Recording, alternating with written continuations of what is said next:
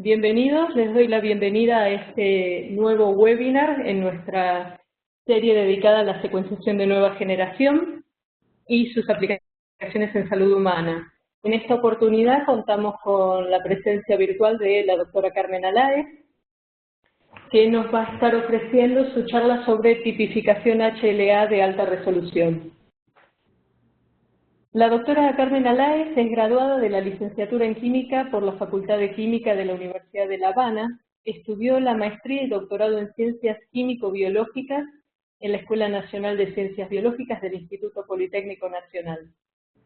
En 1997 inició su carrera profesional en el Instituto de Diagnóstico y Referencia Epidemiológicos de la Secretaría de Salud. Durante 17 años dirigió el Laboratorio de Biología Molecular del Departamento de Inmunología e Inmunogenética. Durante ese periodo participó en la realización de estudios de histocompatibilidad para pacientes que requieren trasplante de células progenitoras hematopoyéticas y trasplante renal. Ha desarrollado líneas de investigación sobre la susceptibilidad genética ligada al complejo mayor de histocompatibilidad en enfermedades autoinmunes y crónico-degenerativas y de genética de población, con énfasis en la diversidad del complejo mayor de histocompatibilidad en poblaciones indígenas mexicanas. En el 2014 se incorporó al Instituto Nacional de Medicina Genómica, donde dirige el Departamento de Diagnóstico Genómico y el Laboratorio de Medicina Traduccional.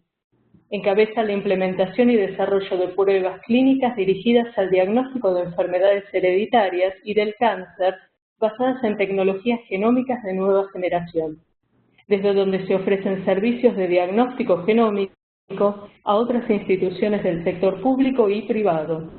Actualmente desarrolla investigación sobre el perfil mutacional de cáncer de pulmón y procesos hematológicos malignos, así como la determinación de alteraciones terminales en síndromes de predisposición a cánceres hereditarios. Carmen, te cedo la palabra, te escuchamos. Bueno, muchas gracias, es un gusto. Buenas tardes en Argentina. Ojalá que tengamos buena comunicación con este seminario. Y un poco la idea es transmitir para qué tipificamos a HLA y un poco cómo es que lo tipificamos y los retos. No sé si me escuchan bien. Te escuchamos perfecto. ¿Sí? Ok. Sí. Entonces, bueno, el complejo principal de histocompatibilidad, no sé del auditorio cuántos están relacionados con el trabajo de HLA y cuántos son como nuevos en el campo. Así que voy a tratar de dar una visión general de lo que es el complejo, perdón para los que están más familiarizados, pero como no sé bien cuál es el auditorio, traté de abarcar un poquito de lo básico, ¿no? Entonces, este complejo se encuentra en el brazo corto del cromosoma 6, esta es la región extendida del MHC, esto representa el brazo corto del cromosoma 6 plegado, donde está la región extendida de clase 1, la región de clase 2 y la región de clase 3. Esta es la región de clase 2, esta es la región extendida de clase 2, viene clase 3, clase 1 y la región extendida de clase 1. Como ustedes ven, es una región del genoma que tiene una alta densidad de genes y específicamente los genes que a nosotros nos interesan desde el punto de vista de tipificación HLA son los genes de clase 1, A, B y C, y los genes de clase 2, porque son los que tienen impacto en trasplante directamente, que ha sido como la aplicación más importante de la tipificación HLA a lo largo del tiempo. Las moléculas de clase 1 tienen una estructura formada por una cadena alfa, que ustedes pueden ver aquí en rojo, y una cadena beta-2 microglobulina, que está codificada en otro cromosoma. La cadena alfa puede ser de 3 tipos, que se llaman A, B o C, y son codificadas por 3 genes diferentes que se llaman de clase 1, porque justamente fueron los primeros que se descubrieron y tienen las 3 primeras letras del abecedario. ¿Cuál es la gran complejidad de este sistema? Que es el sistema más polimórfico que existe en todos los vertebrados. Como ustedes pueden ver, el número de alelos por cada uno de los genes es muy alto, siendo el gen HLA-B el gen más polimórfico de todo el genoma humano. Es decir, todos los genes que se han caracterizado hasta el momento que tienen mayor variabilidad poblacional es el gen HLA-B, que tiene hoy en día 4.242 diferentes alelos, la mayoría de los cuales codifica proteínas. Hay algunos alelos nulos que no codifican proteínas porque el alelo está dañado.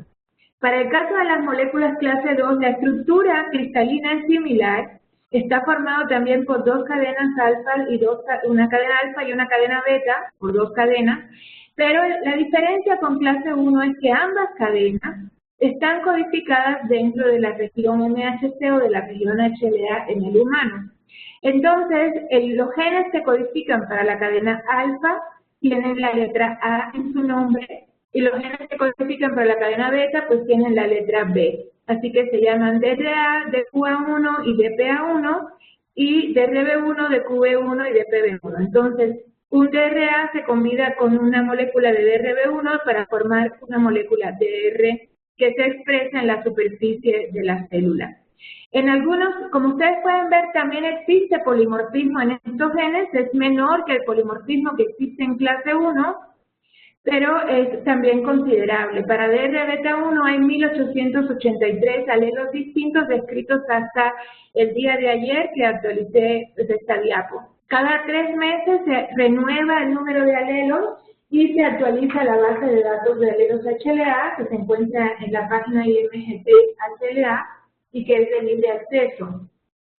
En algunos casos, algunos individuos presentamos unos genes extras en DR, y me incluyo porque yo también tengo algunos de estos genes DR.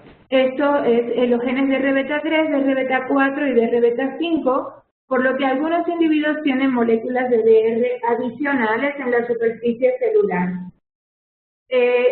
¿Para qué tipificamos HLA? Y esta es la parte que nos importa. O sea, ¿por qué batallar con un sistema tan complejo con tantos alelos? Bueno, este tiene unas implicaciones clínicas importantes. Es un sistema que tiene que ver con trasplante de órganos, tanto de órganos sólidos como riñón. En menor medida se utiliza para otros órganos como corazón, pulmón, etcétera. Los registros de donadores de médula ósea, que en Argentina existe un registro, farmacogenómica, apoyo al diagnóstico de ciertas enfermedades, y también hay todo un área de investigación, ¿no?, que es la asociación HLA y enfermedad, la parte de genética de poblaciones y la parte de antropología molecular. Y estas son grupos de trabajo que tipifican HLA buscando hacer comparaciones entre poblaciones y establecer los perfiles genéticos HLA de ciertas poblaciones. Hay bastantes trabajos de estos hechos en poblaciones sudamericanas en general, por Marcelo Fernández Viña, incluso por grupos de Brasil y grupos de Colombia y Venezuela.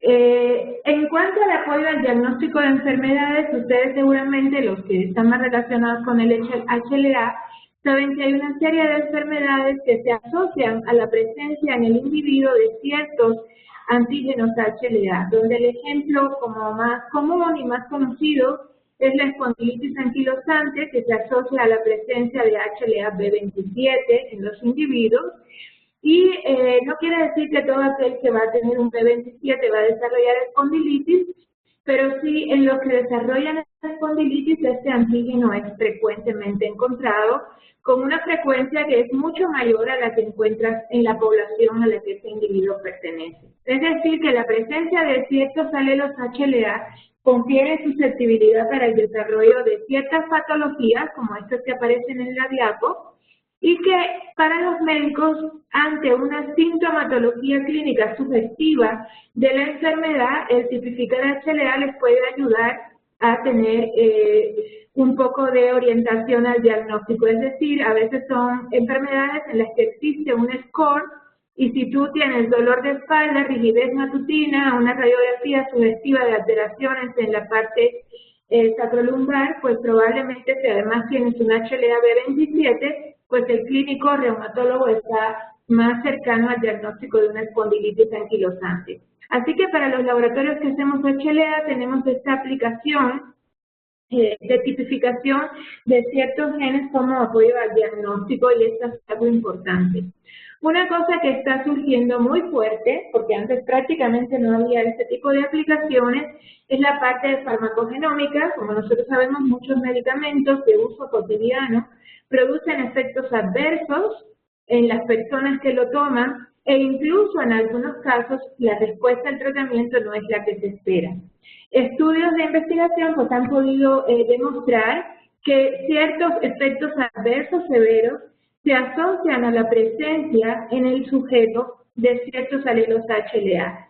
Entonces, varios medicamentos que se pueden consultar en la dirección electrónica que aparece aquí al lado derecho de la diapositiva, varios medicamentos tienen ya en sus prospectos, acompañan al medicamento una sugerencia de que es importante hacer la tipificación de estos alelos, de si el individuo tiene o no estos genes, antes de que se trate con este medicamento, porque se asocia al desarrollo de un efecto adverso severo que incluso puede ocasionar la muerte en el individuo.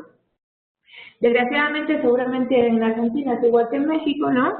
Que nadie lee mucho los papelitos de las medicinas y mucho menos la gente tiene recursos para hacer la tipificación HLA antes de tomar un medicamento, a no ser que el médico esté como muy consciente y se los indique. En el caso de Abacavir, que es un ejemplo supremamente conocido para el tratamiento de HIV, pues en México, por ejemplo, no se usa mucho el Abacavir, no es de la primera línea de tratamiento, pero en población caucásica y en población que usa Abacavir es supremamente importante, antes de que el individuo empiece a tomar el medicamento, pues descartar que no tenga un B5701 para evitar efectos adversos severos. Y la otra indicación súper importante para hacer HLA son los trasplantes, y quizás esta es la indicación más común y también la más compleja.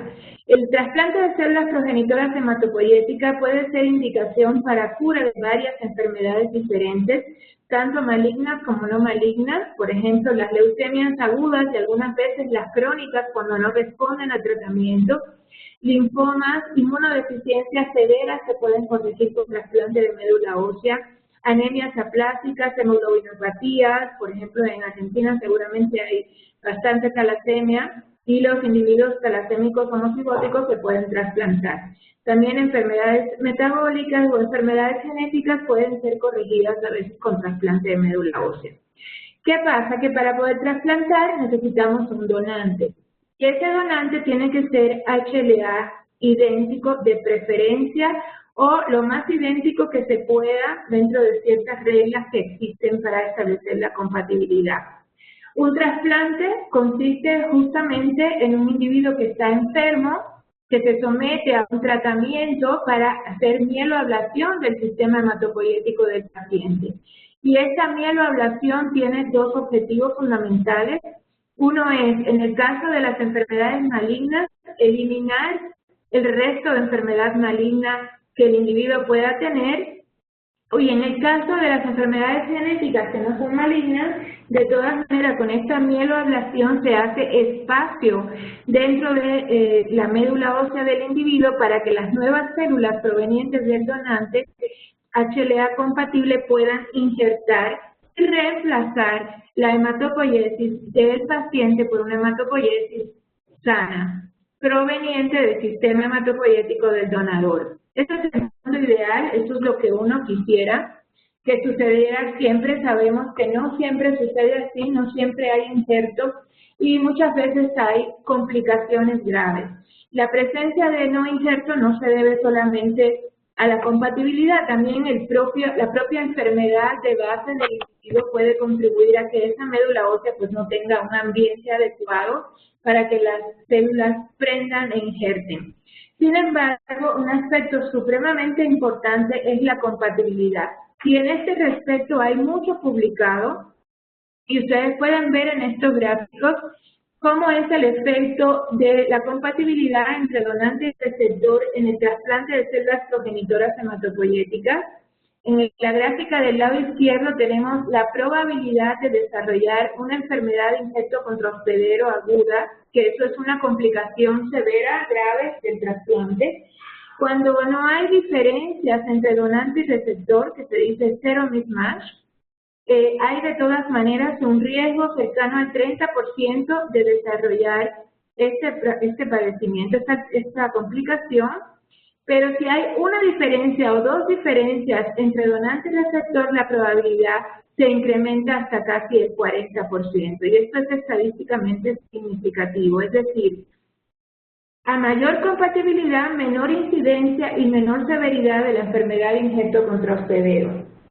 Respecto a la sobrevida del individuo trasplantado, ustedes pueden ver en el gráfico de la derecha que mientras más diferencias, el significa mismatch, en clase 1 nada más están analizando acá, mientras más diferencias hay, menor es la probabilidad de sobrevivir en el tiempo. Estos son años después del trasplante. Y la diferencia se mantiene desde el primer año de trasplante. Mientras más incompatibilidades hay, más probable es que este individuo no sobreviva. Así que en la parte que nos toca, que es establecer el grado de compatibilidad, pues tenemos que hacerlo lo mejor que se pueda, porque tenemos menos complicaciones en el trasplante, mayor sobrevida del órgano o del tejido trasplantado y por tanto obviamente del paciente, menos incidencia y severidad de enfermedad de injerto contrahospedero y también menos sensibilidad del receptor para la formación de anticuerpos. A lo que voy es sumamente importante establecer la compatibilidad en un muy buen grado y tener claro cuáles son los elementos que influyen en este proceso. ¿Cómo se ha hecho la tipificación HLA para poder establecer esta compatibilidad? Esto es una cosa que ha evolucionado en el tiempo. Sin embargo, tiene la característica interesante de seguir coexistiendo prácticamente todas las metodologías que han existido, siguen coexistiendo en los laboratorios y sobre todo en América Latina es bastante común que encuentres todavía donde se hace serología. ¿Por qué? Porque hacen trasplante renal y quizás para trasplante renal les funciona. Hay PCR-SCP o Luminex, que es quizás el método de tipificación más difundido actualmente y con mayor potencia técnica para hacer tipificación HLA de resolución intermedia. Vamos a ver ahora qué significa esto. También, históricamente, antes de la secuenciación masiva, pues hacíamos Sanger porque era lo que había. O sea, se hacía un PCR y se secuenciaba mediante un secuenciador de Sanger estos genes y se analizaban las secuencias, sobre todo para clase 1, exón 2 y 3 y 4, y para clase 2, exón 2 y exón 3. Hoy en día seguimos teniendo la secuenciación de Sanger coexistiendo con la secuenciación de nueva generación, pero con una tendencia a sustituirla, porque la secuenciación de nueva generación es bastante más potente y nos permite obtener resultados mucho más rápidos. Todos estos métodos que están de acá para acá son métodos basados en DNA que involucran la realización de un PCR. La serología no. La serología es un método que se basa en la reacción antígeno-anticuerpo, que de ninguna manera es aceptable para hacer trasplante de células progenitoras hematopoyéticas, porque no tiene la capacidad técnica de resolver los miles de alelos que hay en cada uno de los genes que tenemos que compatibilizar para el trasplante. Entonces, no se puede usar serología para hacer trasplante de células progenitoras hematopoyéticas. La existencia de varios métodos de tipificación y la evolución de estos métodos a lo largo del tiempo ha hecho también que evolucione el lenguaje que se usa para hablar de la tipificación y la nomenclatura de los genes HLA. Así que en el lenguaje común de la gente que hace HLA y que trabaja sobre este sistema, existen diferentes nombres que se le dan a la tipificación que tratan de representar niveles de resolución de estos alelos que existen. Por ejemplo, cuando la tipificación se hacía solamente serológicamente, se le llamaban antígenos, ¿no? Por similitud con todo aquello que se reacciona con un anticuerpo, y era simplemente una medición de la proteína expresada, sin entrar en detalles de qué cambios de aminoácido tenía esta proteína, sino un grupo de proteínas que se parecen mucho, reaccionan de la misma manera con los anticuerpos, como pasa con proteínas de cualquier otro sistema, incluso de las mismas bacterias. Pero hoy en día nosotros sabemos que a lo que llamábamos en la época de la serología un B27, en realidad corresponde a muchas proteínas diferentes. Por ejemplo, hasta el año de abril 2015 teníamos 138 diferentes proteínas que si hacemos serología podríamos llamarlas a todas B27. Eso para el trasplante de células progenitoras o para investigación o para farmacogenómica pues no sirve, porque no es suficiente la resolución que obtenemos con la serología. Entonces, a lo que llamábamos antes de 27 lo podemos abrir en un abanico de hoy más de 138 proteínas diferentes que tienen gran similitud en su secuencia de aminoácidos, pero que finalmente son diferentes para el sistema inmunológico. Cuando empieza la resolución, la tipificación HLA basada en DNA, pues entonces aparece el término baja resolución. Y esto significaba hacer lo mismo, un poco que te daba la serología, pero hacerlo basado en PCR, basado en una técnica de tipificación molecular. En este caso se le llama igual B27, pero se agrega un asterisco al nombre para indicar que ese resultado es producto de una técnica molecular que se hizo por tipificación. Pero después aparece Luminex, aparece PCR-CCP, que nos permiten decir un poco más que B27 y nos permiten llegar a descartar de todos esos 138 alelos de B27 que existían, por ejemplo, en 2015, decir, esta muestra tiene B2702, B2703 o B2705, es decir, ya no digo 138 posibilidades, sino solamente 3 posibilidades. A esto se le llama resolución intermedia. Sin embargo, no existe ninguna definición concreta de qué tanto es intermedio. Es decir, 3 alelos es intermedios y 20 alelos pueden ser resolución intermedia también. Así que es un término ambiguo que significa no es tan bajo como decir solo B27, pero tampoco es alta resolución donde yo digo, de mis 3 posibilidades que son 2702, 2703 o 2705, realmente lo que tiene la muestra es el B270501. Y a esto es a lo que le llamamos alta resolución, en este caso resolución es a nivel alélico. Y esto es lo que nosotros quisiéramos tener. Y afortunadamente el NGS nos permite llegar a esto en la mayoría de los casos sin un exceso de trabajo en el laboratorio. Se puede llegar también con sangre, pero es mucho más laborioso y bastante más caro porque hay que tener una serie de reactivos adicionales para resolver ambigüedades. Así que aquí lo importante son estos 3 conceptos y es resolución baja y alta resolución. Baja es solamente el grupo antigénico, o sea, lo equivalente a la serología, y alta resolución, es decir, cuál es el alelo realmente. Cualquier cosa entre esos 2 extremos es intermedio. Entonces, la nomenclatura también ha cambiado. Si ustedes ven cosas de HLA que tengan más de 5 años, había una nomenclatura que no tenía los 2 puntos entre los diferentes números. Hoy en día cada alelo es identificado por un número único separado por estos puntitos para que cada sección del número sea independiente y pueda avanzar en la numeración de manera independiente. Entonces son 4 grupos de dígitos separados entre sí por 2 puntos. Los detalles de la nomenclatura ustedes pueden consultarlos aquí, cualquier duda que tengan. Y tenemos, por ejemplo, una tipificación que es A201, por ejemplo, son 2 alelos. El primer alelo, el primer grupito de números, representa el equivalente antigénico serológico. Es decir, si hubiéramos hecho serología, este alelo se hubiera llamado A2. Es por eso que este primer grupito se llama 02. ¿Qué quiere decir? Que estos 2 alelos que yo tengo aquí pertenecen al mismo grupo serológico A2.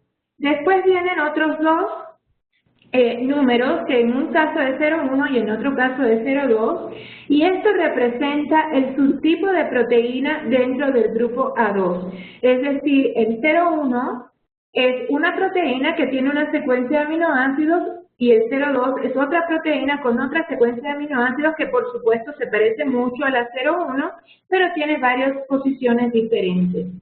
Después el siguiente grupo dígitos representan alelos que difieren por sustituciones sinónimas en la región codificante. Esto es un resultado de que el código genético es degenerado y entonces hay codones que codifican para el mismo aminoácido. Pero si nosotros secuenciamos, sí podemos distinguir estos cambios de base. Y estos cambios de base no cambian la proteína, pero sí cambian la secuencia del DNA, de manera que tenemos que tener la manera de nombrar estas diferencias. Y el último grupo de números representan alelos que tienen diferencias en los intrones o en las regiones 5' o 3' al gen.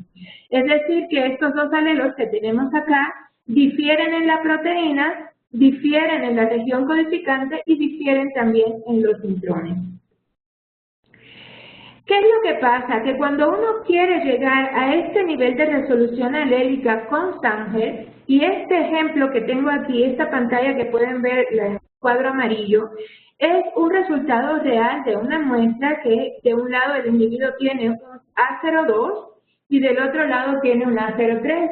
Y después de trabajar y secuenciar por Sanger, resulta que tenemos varias combinaciones de alelos que pueden quedar en la misma secuencia en Sanger. ¿Por qué? Porque solamente secuenciamos el exón 2, el exón 3 y el exón 4 en Sanger. Y entonces tenemos combinaciones de alelos que no podemos reportarle así al médico. ¿Por qué? Porque tienen alelos comunes y bien documentados, que lo que significa esto en términos prácticos es que son alelos comunes que es posible que los tenga el individuo, no son tan raros como para pensar, no, seguro que no lo tiene. Entonces, ¿qué es una ambigüedad? Una ambigüedad es cuando el resultado de la secuencia o de la tipificación que yo hago es consistente o es posible que se pueda explicar por más de un genotipo. Si ustedes se fijan acá, este resultado que aparece en el cuadro naranja no tiene nada que ver con una tipificación alélica donde yo esperaría solamente un alelo identificar en cada cromosoma. Tengo una serie de combinaciones que son posibles y que no puedo resolver. ¿Por qué ocurre esto en la secuenciación de Sanger? Pues ocurre por varias razones. Una de las razones más importantes que genera estas ambigüedades y que precisamente representa una de las grandes ventajas de MGS es que en Sanger uno no puede establecer cómo van los polimorfismos en la fase, en la hebra de DNA. Por ejemplo, esto yo sé que es un concepto un poco a veces confuso, pero si ustedes se fijan en esta secuencia, en la posición marcada con la barra azul, tenemos dos bases, una base marcada en rojo que corresponde a una T y una base marcada en azul que corresponde a una C. La combinación de estos se representa por una Y. Lo mismo ocurre en la otra posición.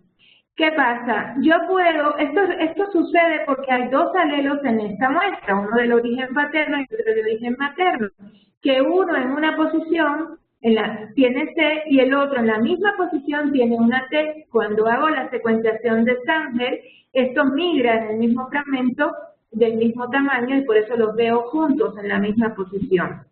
Lo que está aquí abajo es la representación de esto que yo veo acá y que puedo armar de diferentes maneras. Yo puedo pensar que en una hebra de DNA va la C de una posición con la C de la otra posición. Y esto me daría un alelo que se llama 1, por decirlo ponerle algún nombre, ¿no? Y en la otra hebra puede ir la T con la T en el otro cromosoma. Estos no son hebras complementarias, representan un cromosoma y el otro cromosoma. O también yo puedo armar esta misma combinación de bases de diferente manera. Puedo pensar que en un cromosoma la C va con la T y en el otro cromosoma la T va con la C. Y estos son otro par de alelos diferentes acá. ¿Esto qué sucede? Esta muestra que yo secuencié aquí tiene ahora dos genotipos posibles.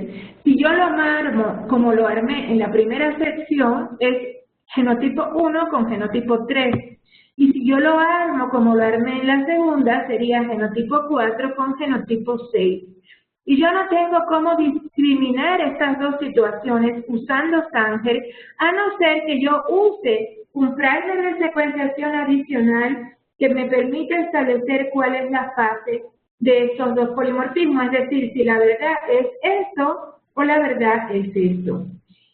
¿Qué pasa con esto? Yo tengo que comprar ese primer adicional y lo tengo que tener en mi refri o en mi congelador para cuando me salga esta combinación. Que tal vez, según la frecuencia que yo tenga en la población de esta combinación, puede ser que me salga una vez o puede ser que sea relativamente frecuente, eso no lo podemos anticipar tan fácilmente. Pero me obliga a hacer trabajos adicionales sobre una muestra que según yo ya estaba terminada porque yo ya la secuencié. Cuando nosotros hacemos NGS, como secuenciamos en fragmentos, que vamos a ver el detalle un poquito más adelante, podemos establecer cuál es la verdad. Si esta C va con esta C sobre la misma hebra, o esta T va con esta T, o esta es la verdad, y entonces distinguir claramente entre el genotipo 1.3 o el genotipo 4.6. Por eso que la secuenciación de nueva generación tiene muchas menos ambigüedades que las que puedan ocurrir en la secuenciación de Sanger. ¿Qué otra causa tienen las ambigüedades? Que cuando yo les dije secuenciamos Sanger en clase 1, pues secuenciamos el exón 2, el 3 y el 4, es lo que ha hecho todo el mundo todo el tiempo. ¿Qué sucede cuando yo tengo dos alelos, como por ejemplo el 0409 nulo y el 040101, cuya diferencia está en el exón 7? Dado que cuando yo hago Sanger no estoy secuenciando el exón 7, yo no puedo ver estas diferencias. Por más que yo repita la secuencia, solo estoy secuenciando el 2, 3 y 4. Y la diferencia que yo tengo que buscar está en el 7, la cual no estoy incluyendo ni siquiera en mi PCR. Cuando hago NGS, yo estoy haciendo un producto de PCR largo que abarca todos los exones del gen. Entonces ya no voy a tener más este problema porque mi exón 7 está incluido en mi producto de PCR y por tanto va a ser secuenciado.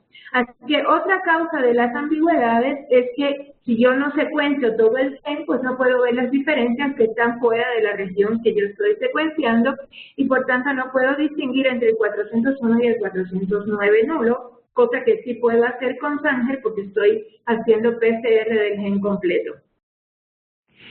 Hay otra causa de ambigüedades que nos va a seguir pegando también con secuenciación de nueva generación, pero que no tiene que ver con la tecnología, tiene que ver con las bases de datos.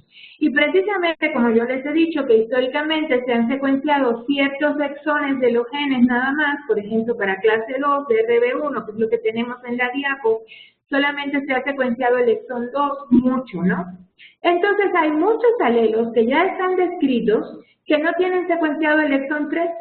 Entonces, aunque yo secuencie el exón 3, voy a tener ahí ambigüedades. Por eso el siguiente workshop internacional de histocompatibilidad, que lo coordina Marcelo Fernández Viñas, está muy dedicado a completar justamente estas regiones que no están secuenciadas en la base de datos, para disminuir estas ambigüedades debidas a estos asteriscos que están aquí, por ejemplo, que se debe a que no conocemos la secuencia de estos alelos que tienen los asteriscos. Y esto no es culpa de NGS, es culpa de que simplemente, históricamente, no se secuenciaban estos exones a la hora de que tú reportabas un nuevo alelo que habías encontrado en tu población. Entonces, la ventaja de la secuenciación de nueva generación es que puede secuenciar todos los genes simultáneamente. Para hacer Sanger, usted hace PCR de cada uno, después secuencia cada uno en las dos direcciones de cada exón y después los analiza. Aquí haces lo mismo, haces PCR, pero después todo esto lo vas a juntar y entonces vas a hacer una secuenciación única de todos los genes al mismo tiempo y bioinformáticamente se van a ir separando. Los resultados son de alta resolución desde el inicio y esto a mí me parece una cosa muy importante porque los pacientes no tienen tiempo para esperar meses y meses que yo secuencie todos los genes y haga mis repeticiones y espere que la compañía me surta el primer adicional para resolver la ambigüedad. Aquí yo tengo desde un inicio la máxima resolución de los genes.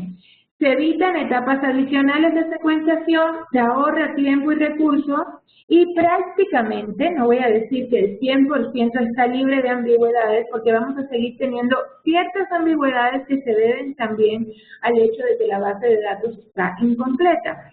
Pero desgraciadamente, eso es un problema que no podemos resolver de inmediato, pero que sí se va a ir resolviendo en la medida en que todos vayamos secuenciando más.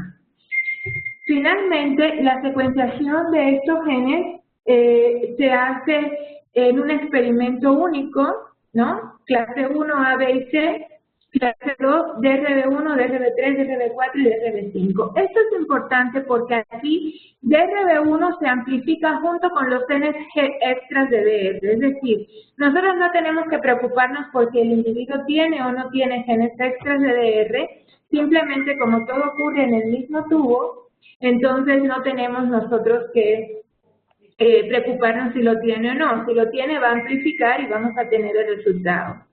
La preparación de la biblioteca, que la biblioteca es el conjunto de fragmentos que nosotros vamos a secuenciar, se puede hacer automatizadamente y si no tenemos cómo automatizarlo, pues lo hacemos a mano, como nosotros lo hacemos a mano.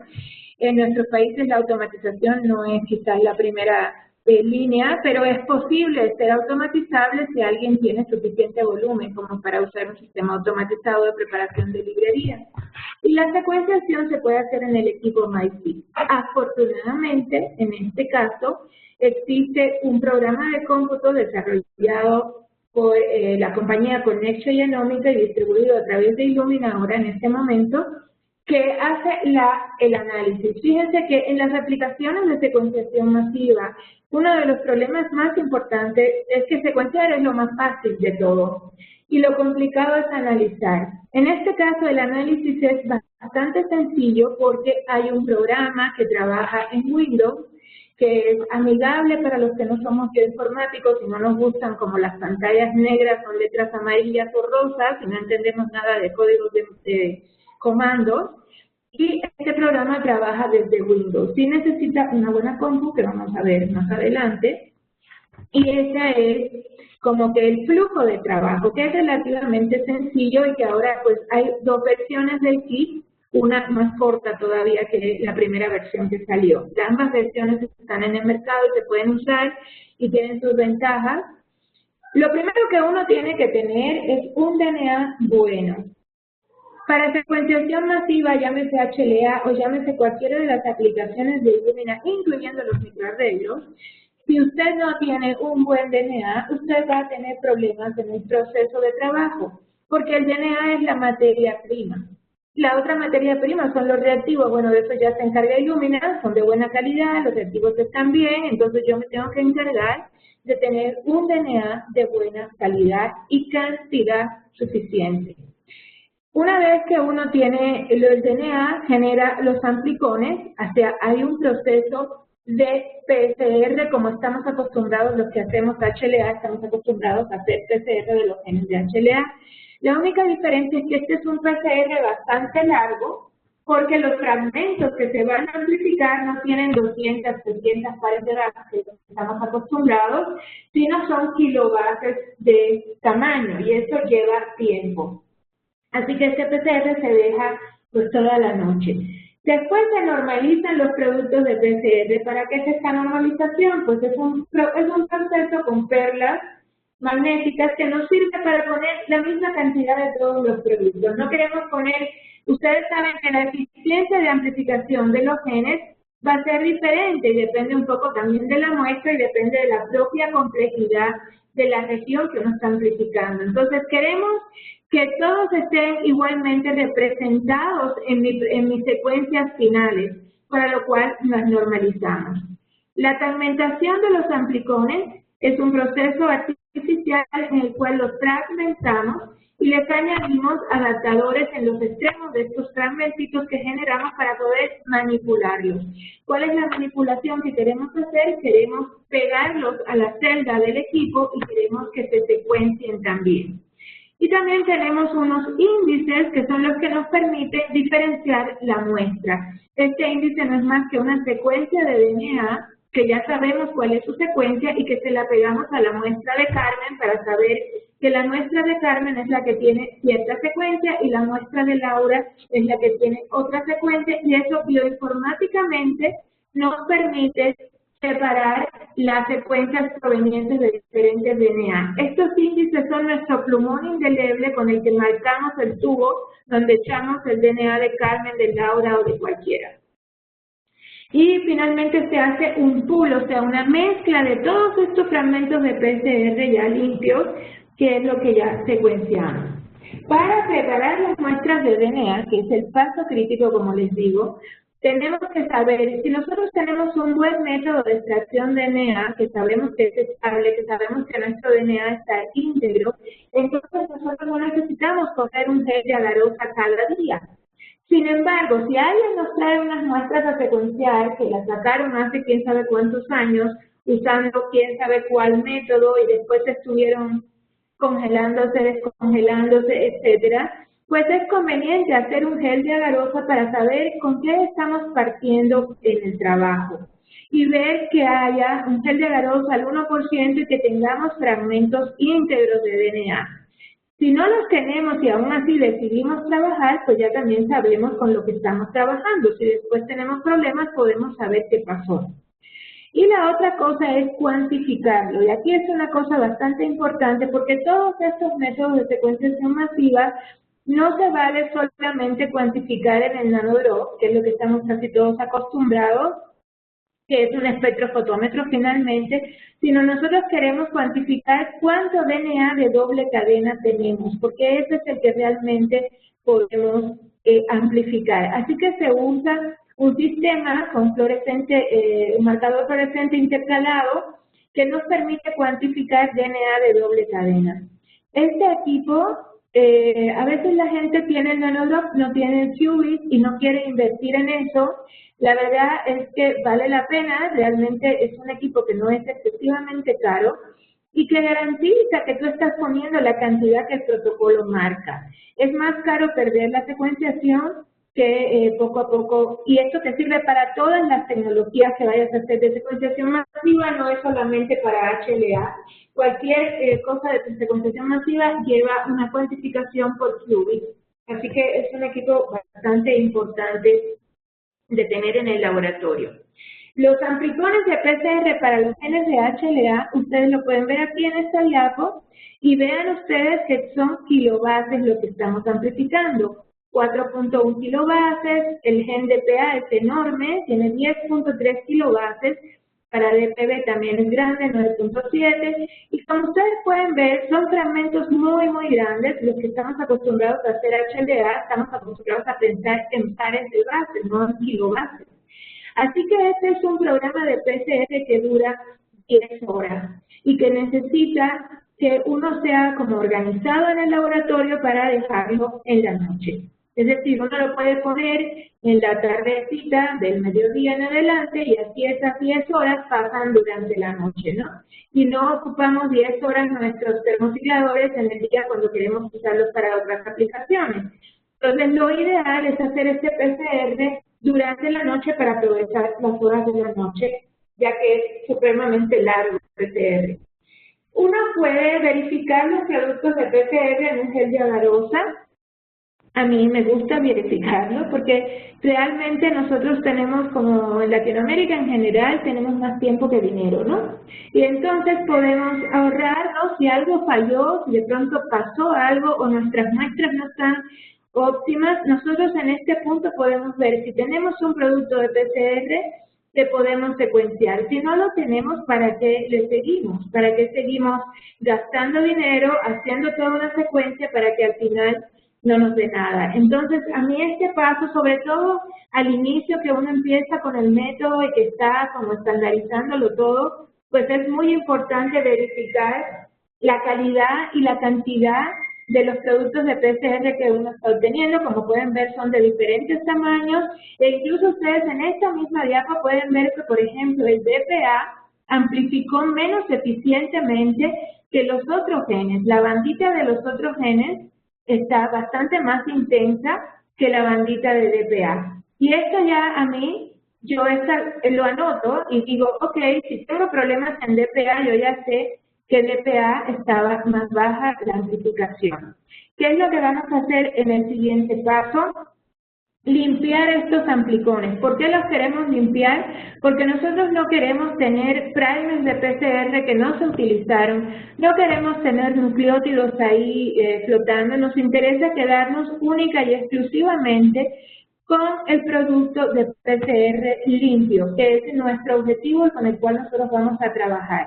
Este paso de purificación se hace con perlas magnéticas, así que hay que tener algún tipo de soporte magnético para pegar las perlas a la pared del tubo y poder manipular la solución dejando el producto de PCR que está pegado a la perla y luego lo eluimos de la perla. Es necesario tener estas clavillas magnéticas que, bueno, por supuesto se compran una vez y ya las tienes para siempre, ¿no? Entonces, lo primero es, generas PCR, luego limpias este PCR. Esta es una técnica muy limpia, hay que limpiar a cada paso. Y después que ya tenemos este producto de PCR limpio, vamos a hacer la etapa de normalización. La etapa de normalización también es con perlas magnéticas, usa la misma gravillita magnética y estas perlas vienen en un buffer que está ajustado para captar cierta cantidad, o sea, tiene cierta fuerza iónica que le permite captar solo cierta cantidad de moléculas de DNA en la superficie de la perlita. Así que cuando uno mezcla estos amplicones con las perlas, uno tiene una imagen, si lo viera gráficamente así, o sea, hay amplicones que tienen más, hay otros que tienen menos, y cuando yo acabo la normalización, yo espero que todas las perlitas hayan captado la misma cantidad de amplicones, y por tanto, pues tengo de todos los productos la misma cantidad. Hay de los que hayan amplificado, por supuesto, ¿no? Entonces, esto es muy importante porque esto tiene que ver con la representación que yo voy a tener al final de mi corrida de secuenciación de las diferentes secuencias de los diferentes genes. Después viene una etapa que se hace en todos estos productos de secuenciación masiva que se llama la fragmentación. Esto viene de la combinación en inglés de poner, colar, tratar y de fragmentar. Esto nos permite, usando una transposasa, fragmentar este producto de PCR. Acuérdense que el producto de PCR era largo, ¿no? Medía kilobases, así no lo podemos secuenciar, tenemos que hacer fragmentos más pequeños que sean manejables. Y precisamente en este paso de la fragmentación, lo que hacemos es con esta enzima cortar estos fragmentos en fragmentos más pequeños y al mismo tiempo agregarle sus adaptadores, que son estos marcados como rosa y como verde, en los extremos. Finalmente ya tenemos fragmentos de este amplicón que nosotros generamos ahora más pequeñitos con adaptadores ligados a sus extremos. Esto es una cosa general, ya esto no tiene que ver con HLA, tiene que ver con secuenciación masiva. Secuenciación masiva siempre va a ser generar fragmentos de algún modo y pegarle adaptadores, y esto es lo que constituye una librería. Entonces aquí tenemos la biblioteca, que es como se dice en español, con estos adaptadores. Y vamos a limpiar esta reacción de fragmentación porque no nos interesa quedarnos más que con ciertos fragmentos de cierto tamaño. Y posteriormente a esa librería que ya fragmentamos y que está limpia, podemos pegarle unos adaptadores mediante PCR. Son otros adaptadores más que incluyen los índices que nos permiten diferenciar la muestra. Tenemos que tener una tabla, que eso nos ayuda a hacerlo el propio software del equipo, donde nos dice que el índice 1 con el índice 2 corresponden a la muestra de Carmen y el índice 5 con el índice 6 a la de Laura y así sucesivamente. Estos índices son los que nos identifican la combinación única de estos índices, que son secuencias de DNA, quién es la muestra, de quién es esa muestra, para que yo después las pueda unir. También tenemos los adaptadores P5 y P7, que son los que nos van a permitir hacer la secuenciación en la celda del equipo de Mosaic, ¿no? A través de este P5 y P7 es que se puede pegar a la celda. Entonces, ya tenemos ahí por un PCR, le pegamos estos índices y estos primers, todo esto viene en una sola construcción y ya tenemos esto listo. De esto nosotros no vemos nada, todo esto ocurre en los tubos, todos estos reactivos vienen preparados, nosotros solamente vamos siguiendo lo que hay que hacer. Y ya tenemos ahora este fragmento gris que viene del PCR que hicimos después de la fragmentación con sus primers de secuenciación, el índice y los adaptadores para pegarse a la celda de secuenciación. Obviamente siempre tenemos que volver a limpiar para eliminar todos estos índices que no se pegaron, fragmentos más pequeños y otra vez es un lavado con perlas magnéticas. En la versión 2 de KIT estas etapas de lavado se han simplificado bastante. Y ya tenemos esto, el fragmento con sus adaptadores en los extremos y esto justamente es lo que nosotros vamos a combinar para meter en las celdas del MyFit, para secuenciarlo. Entonces, a partir de acá ya nosotros no tenemos que hacer más nada, el equipo hace las reacciones de secuenciación por síntesis y aproximadamente la corrida tarda 2 días. Y son como 2 días en los que nosotros no estamos haciendo más nada que vigilando que el equipo no se haya detenido, que no haya ningún problema, pero el equipo está generando las secuencias y guardándolas. Al cabo de este tiempo, ya que termina la secuenciación, tenemos los FASTQ de cada una de las muestras y entonces estamos listos para analizar. La verdad es que el trabajo con este software de Connexio Assign es sumamente sencillo porque no hay que hacer mucho con él, más que importar los archivos FASTA de todas las muestras. Lo más que uno puede poner son 24 muestras en un proyecto de análisis. Si uno tiene más que eso, las tiene que ir analizando en tandas de 24.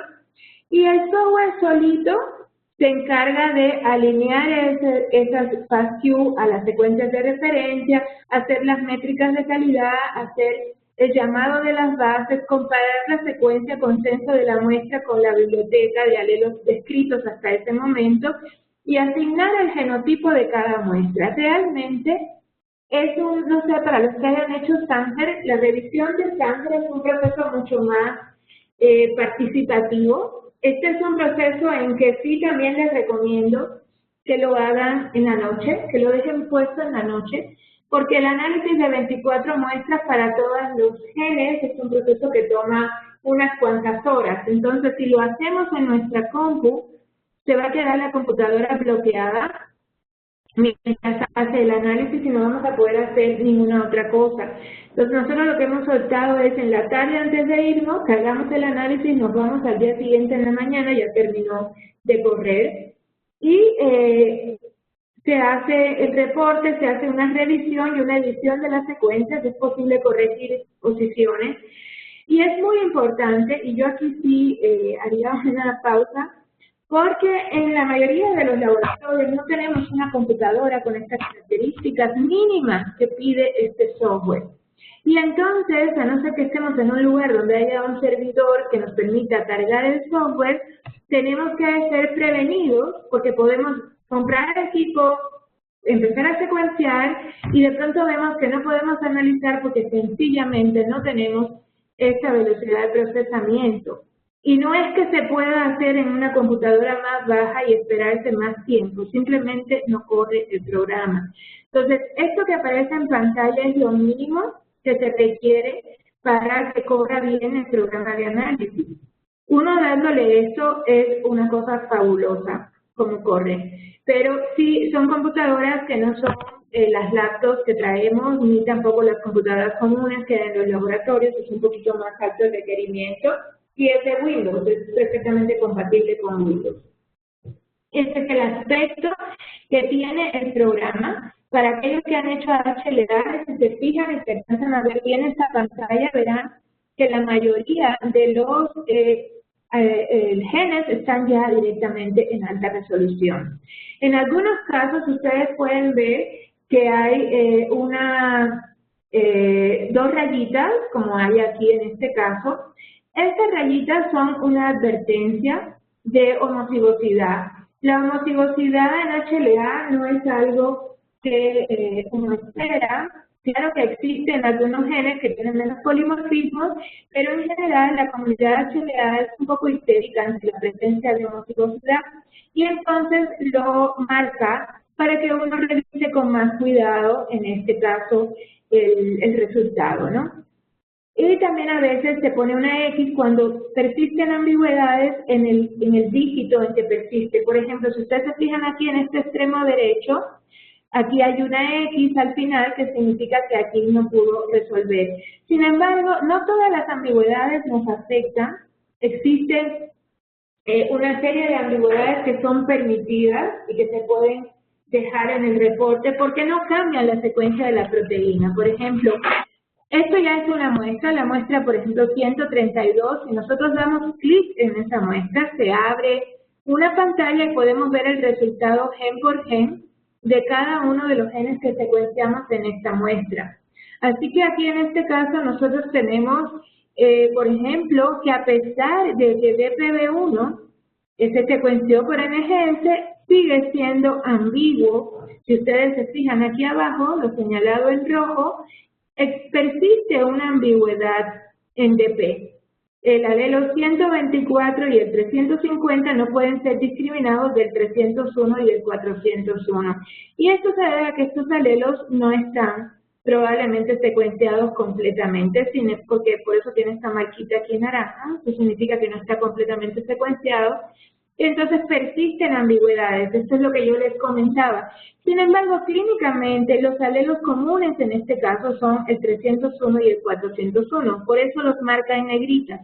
Esto es otra ventaja que tiene este software que a mí me gusta, porque en vez de yo irme a buscar tablas de frecuencia por ahí para ver qué tan frecuente es esto, ya me marca en negritas los alelos que son comunes y bien documentados, de manera que una combinación que es común y bien documentada es mucho más probable que la combinación que involucra dos alelos raros, como es el caso del 124-350, que son dos alelos raros, por eso no vienen en negritas. Esto se puede calcular, es un método para calcular qué tan más probable es un genotipo que el otro si uno conoce las frecuencias en la población de los alelos involucrados en una ambigüedad. Por ejemplo, esto es un ejemplo ya concretamente de un caso. Tenemos un paciente y su hermano. Esto fue hecho en Luminex, en baja resolución. Si ustedes se fijan, cada gen solamente tiene 2 dígitos, no todos los dígitos que yo les enseñé en esta diapo. Y vemos que aparentemente, si ustedes lo ven así rápidamente, pudieran pensar que estos individuos son compatibles, porque a nivel de baja resolución se ven iguales. ¿Ok?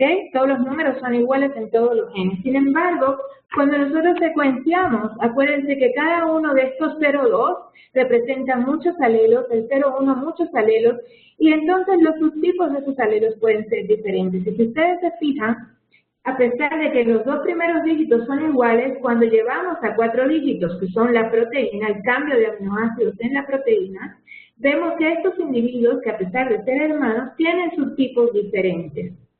Este es un 101 y este es un 102, este es un 801, este es un 803, este es un 701, este es un 702. El clase 2 es igual, no tienen problemas en clase 2.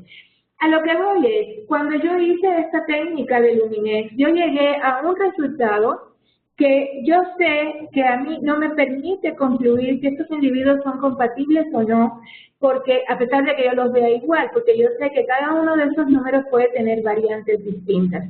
Cuando yo hago NGS desde un principio, yo ya tengo el resultado que aparece en la parte de abajo, este resultado desde el primer momento. Fíjense, si ustedes recibieron esta muestra y le dicen al clínico, yo en 2 semanas te entrego el Luminex o en 1 semana te entrego el Luminex, cuando yo termine el Luminex en esa semana yo lo que le voy a decir, mira, se ven iguales, pero no puedo concluir la compatibilidad. Tengo que ahora secuenciar para ver las diferencias que pueden tener estos sujetos. Y entonces tengo que empezar o a hacer NGS o a hacer Sanger para llegar entonces al cabo de otras 2 o 3 semanas a decirle que siempre no son compatibles, que lo siento mucho, ¿no? Si yo hago NGS, estoy aquí desde el principio, estoy en el máximo resultado que yo puedo querer para un trasplante de células progenitoras hematopoyéticas desde el primer momento de la tipificación. Entonces, no puedo ahí diferenciar esas situaciones usando otras metodologías. Sin embargo, sí quiero aclarar que para ciertos laboratorios que hacen trasplante renal, por ejemplo, el resultado de arriba es suficiente para compatibilizar y no les interesa la alta resolución. Así que no todo el mundo va a estar feliz de la NGS porque hay quien no lo necesita para establecer la compatibilidad. ¿Lo puede querer en estudios retrospectivos de trasplante renal? Sí, pero no lo necesita para trasplantar un donante cadavérico, no lo necesita para hacer un trasplante familiar, pero sí para médula ósea. La gente que hace médula ósea o que hace investigación, pues es la gente súper más interesada en NGS. Este es otro ejemplo. Por ejemplo, este es un paciente que ya está y sus dos hermanos ya están secuenciados. Y si ustedes se fijan acá, nosotros tenemos DP, ¿verdad? Y DP, a pesar de que los colores representan el haplotipo, si ustedes ignoran este cuadro que les estoy poniendo acá, son igualitos. El paciente es igual al hermano 1 y al hermano 2, excepto en DP. Resulta que entre DQB y DP existe un hotspot de recombinación en el cromosoma, de manera que individuos que pueden ser idénticos en A, B, C, D, R y DQ pueden tener una recombinación en DP. Si ustedes se fijan acá, el haplotipo que está en verde, en este individuo, en el hermano no tiene el mismo alelo de DP porque ocurrió una recombinación. Esto es una información adicional que el médico que va a hacer el trasplante pudiera querer para este paciente. A lo mejor su decisión es trasplantar con este que tiene DP diferente porque está buscando un cierto grado de injerto contrahospedero para mejorar la eliminación de las células malignas residuales. O puede que no, puede que quiera a este que es igualito porque es un paciente adulto, grande, con ciertas morbilidades, y entonces no quiere ningún tipo de complicación que pudiera poner en riesgo la vida del paciente. Pero esto ya es decisión del clínico. Nuestra parte como laboratorio es darle las opciones que hay en una familia donde hay más de un donante compatible, cuál donante sería compatible o incompatible también en DP. Cuando hacíamos Ángel, teníamos que hacer todo esto y ya que llegabas a esta conclusión de que, mira, son igualitos en A, B, C, D, R, D, Q, B, voy a secuenciar entonces DP para ver cómo está el DP. Ahora no, ahora lo hago desde el principio, ya tengo el resultado de DP desde el principio y ya no pierdo tiempo haciendo técnicas una tras otra. Entonces, estos son ejemplos y hasta aquí es lo que tengo, me parece, para que les quede un ratito para preguntar, dudas y bueno, creo que es una tecnología muy buena que no es para todo el mundo, como es lógico, como todas las tecnologías tienen su área de aplicación, pero definitivamente sí es para aquellos que van a hacer trasplante de médula ósea o investigación. Carmen, muchas gracias por tu presentación. Ahora pasamos a una sesión de unos 10-15 minutos de preguntas y respuestas. Sí, así que invito a los participantes a que despejen sus dudas, pueden hacerlo a través del chat.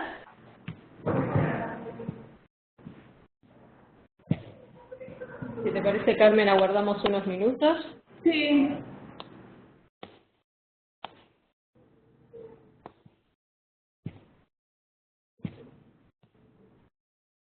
Mientras les voy comentando que pueden suscribirse a nuestro newsletter para conocer nuestros próximos webinars.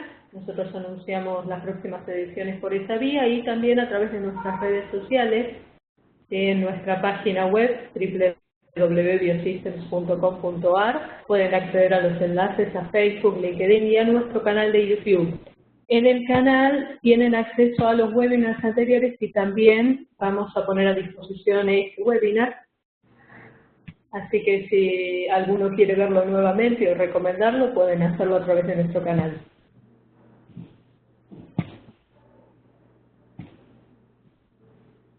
Bien, aquí tenemos una pregunta. Nos gustaría saber si cuantifican antes de pulear las bibliotecas justo antes de secuenciar. Perdón, no te escuché. Te repito la pregunta, nos gustaría saber si cuantifican antes de pulear las bibliotecas justo antes de secuenciar. Sí, sí cuantificamos. Cuantificamos y verificamos todos los pasos todas las veces obsesivamente.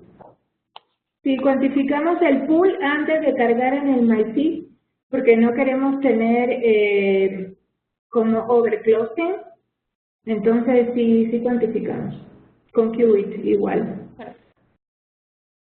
Perfecto. ¿Cuánto sería el tiempo entonces aproximado para procesar unas 24 muestras? En la versión 1, casi que, bueno, si tú le llamas procesar hasta tener el resultado, ¿no? De la secuencia, como una semana. En la versión 2, ya con la secuenciación y el análisis, ¿no? En la versión 2, el tiempo se acorta y el consumo de puntas también se acorta. Es un 40% menos de puntas porque hacen el pool antes y entonces se lava menos. Se gastan menos puntas y el tiempo se acorta un poquito. Son aproximadamente 2 días para preparar la librería si te organizas bien, ¿no? Y la dejas en la noche y aprovechas ese tiempo de la noche y así. 2 días y medio según la velocidad con que trabajes. El problema aquí es que el comparativo es un poco complicado para la gente que ha hecho Sanger, que sabe el trabajo que te da hacer 24 muestras en Sanger.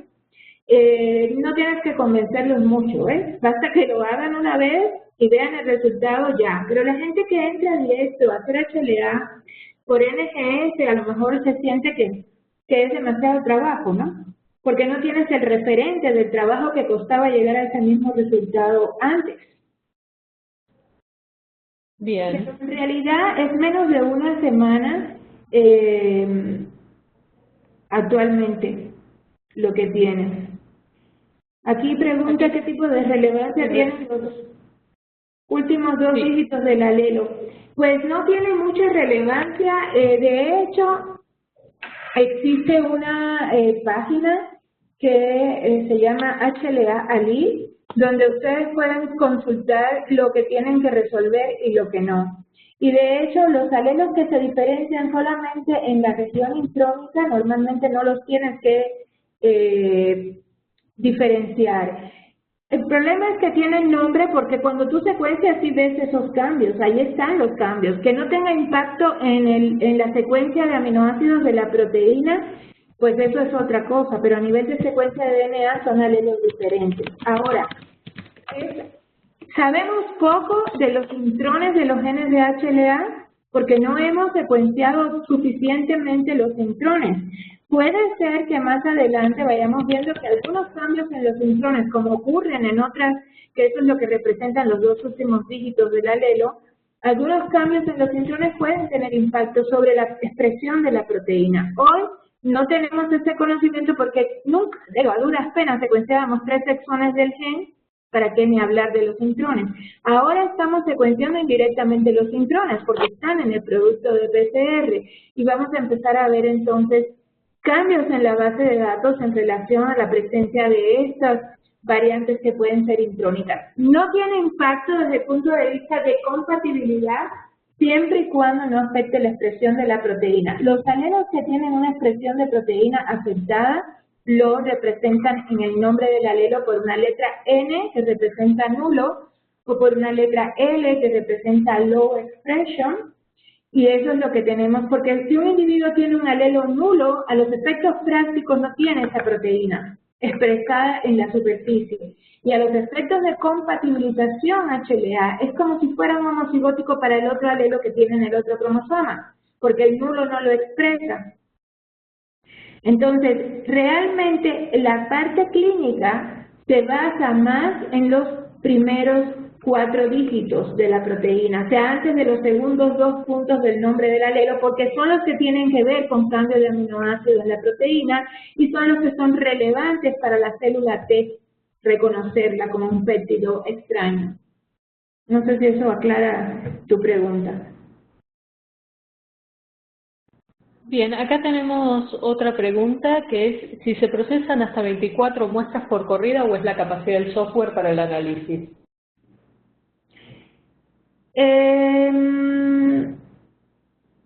O sea, tengo una pregunta que dice de las ambigüedades de los genes DRB, ya que la estrategia amplifica todos los genes juntos.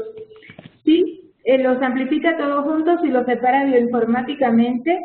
En el caso de DRBeta 3, 4 y 5, yo he notado que quedan más ambigüedades que en DRB1, porque hacen una estrategia, para DRB1, hacen una estrategia bioinformática que tiene que ver con la secuencia de los intrones y las agrupan, pero hay más ambigüedades en los otros genes extras de DR. En DRB1 va bastante bien, DRBeta 3, 4 y 5 sí te puedes encontrar un poco más de ambigüedades. Y al principio, bueno, en la primera versión que yo probé había un poquito de algo que se llama, bueno, leaking, es decir, que un poco a la hora de alinear las secuencias, como que las secuencias de DRBeta 3, 4 y 5 contaminaban un poquito a DRB1. Pero esto bioinformáticamente hablando, y esto ya lo corrigieron en esta versión del software, o sea, afinaron el software en esta parte de la alineación de DRB1, DRBeta 3, DRBeta 4, DRBeta 5, para que no te esté usando secuencias de DRBeta 3, 4 y 5 para la alineación de DRB1. Fue una de las mejoras que tiene esta versión del software. Pero sí se puede resolver interesantemente. Eso también es una cosa bastante interesante, porque antes para hacer DRBeta 3, 4 y 5 las tenías que hacer separadas, y ahora ya salen juntos. Bien, después sobre la normalización, hay una pregunta sobre si el kit incluye la normalización de los aplicones y después de normalizar, ¿con qué cuantifican? No, después de normalizar no cuantificas, sigues el procedimiento y sí incluye las perlas. Nosotros lo que checamos es en un TestStation, o en un gel, aunque sea que tengas librería, que haya librería. Porque bueno, no queremos someter al secuenciar y gastarnos una flow si hubo algún fallo en la librería. Entonces sí checamos los amplicones y checamos el pool de librería en un TestStation. Si incluye la normalización de los amplicones, tiene las perlitas magnéticas ya incluidas. Lo que es un poco más confuso quizás es el rendimiento del kit, porque el rendimiento del kit depende mucho de cómo lo uses. O sea, la versión 1, por ejemplo, tiene primers de PCR suficiente para hacer 2 tandas de amplificación. Es decir, tú compras todo eso y puedes hacer 24 muestras para todos los genes, o puedes hacer 48 muestras para A. O sea, al final es un número de librerías lo que tú puedes preparar, que son 192 librerías. Las puedes distribuir como quieres porque tienes bastantes primers en la versión 1. La versión 2, la verdad es que no sé qué tanto más exceso de primer traiga, creo que trae menos que la versión 1.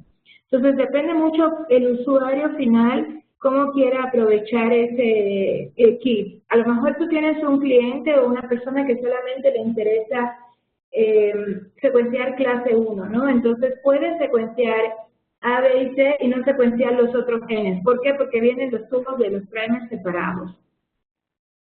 Y entonces podría secuenciar 48A, 48B y 48C en vez de 24. ¿Sí me explico? Esta parte es como confusa. Bien, Carmen, ¿alguna otra pregunta, alguna última pregunta de alguno de los participantes? Damos unos segundos. Les reitero que para acceder a nuestro newsletter o a nuestras redes sociales pueden hacerlo a través de www.biosystems.com.ar. Carmen, te agradecemos muchísimo por esta presentación y por todas estas respuestas y aclaraciones. Bueno, un gusto. Agradecemos también a los participantes y bueno, no hay más preguntas, así que los despido. Bueno, hasta luego. Saludos, Carmen, muchísimas gracias. Un abrazo, bye. Adiós.